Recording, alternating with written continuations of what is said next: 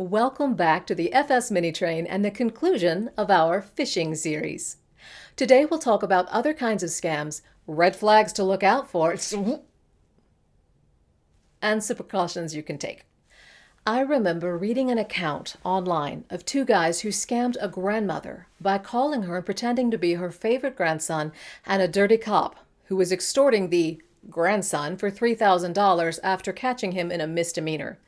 They gave her a very loose outline to the story, and her imagination filled in the rest of the blanks. She went to 2 or 3 different locations trying to wire the money to these guys so she could secretly get her grandson out of trouble. Fortunately, there were some savvy employees at one of the wire service companies who were suspicious of what was making this grandma try to send so much money, and they delayed the transfer.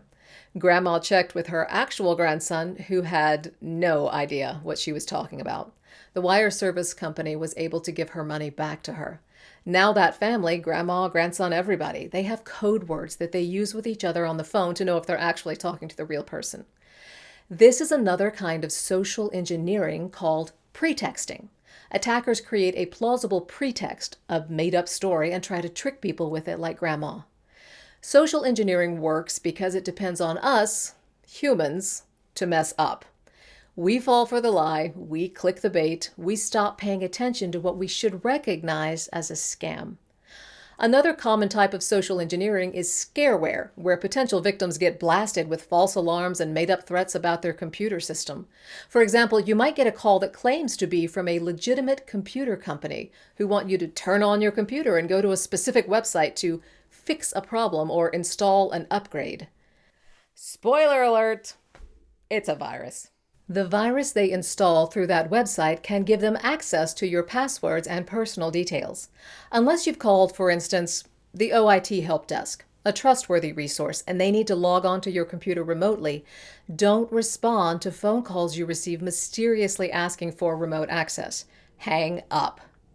Scammers will do their best to try to scare you by creating a sense of urgency and, if they can manage it, a sense of shame in you for creating the fictitious problem in the first place. For example, when you're cruising the internet, make sure you understand the difference between a legitimate message from your computer's operating system and what is likely an advertisement. I know an older gentleman who nearly got caught by an ad like this that appeared across a YouTube video. He thought he'd done something wrong and infected the computer. So he called that number, and they told him they could fix the computer, but he needed to go get a Visa gift card to pay the $200 fee and give them the gift card codes from the back. He started to do that, but his wife got involved and shut it down. That was phishing, except in this case, he made the call to the scammer thinking it was a legitimate company. Be alert. Keep an eye out for those red flags. Ugh, no. Scammers are great at mimicking official seals, fonts, and other things.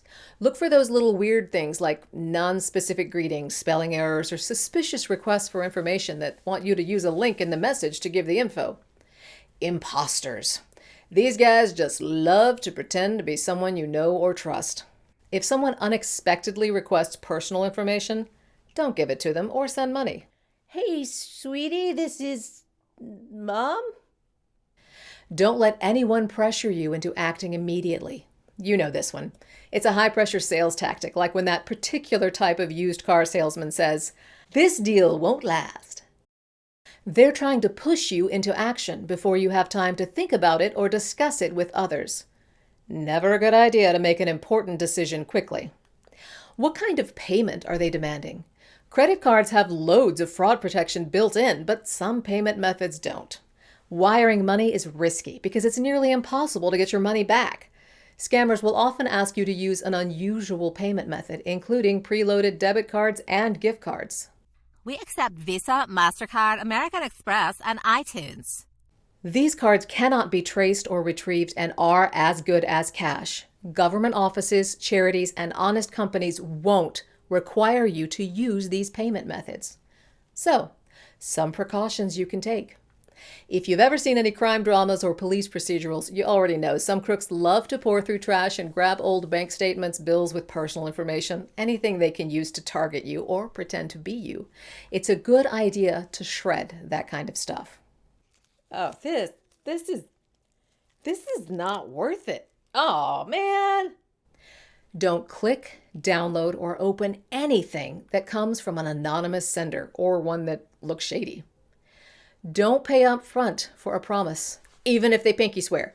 Maybe they're offering debt relief, mortgage assistance, sweepstakes prize, even a job, but you have to pay a little something first. They will take your money and disappear. Lastly, if you're just not sure, talk to someone you trust. You probably know someone who's good with this kind of stuff, even if you aren't. Get their opinion as to whether it's legitimate. Don't be embarrassed. These con artists want you to feel foolish, so you make a decision in a hurry. Take your time. What this comes down to is that we all need to be aware that scams exist. When someone has approached you uninvited, through phone or email or even in person, always consider the possibility that the approach may be a scam. And this uninvited part is important.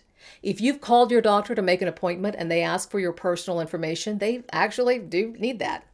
If some rando calls you and asks for your social, well, that's suspicious, right? Know who you're dealing with. It just takes a few seconds of thinking to protect yourself and your money. Scammers are smart. We just have to be smarter. This concludes our phishing series. Thank you for watching, and if you have any questions, send us an email or gift cards to fstraining@utk.edu. Stay sharp, my friends.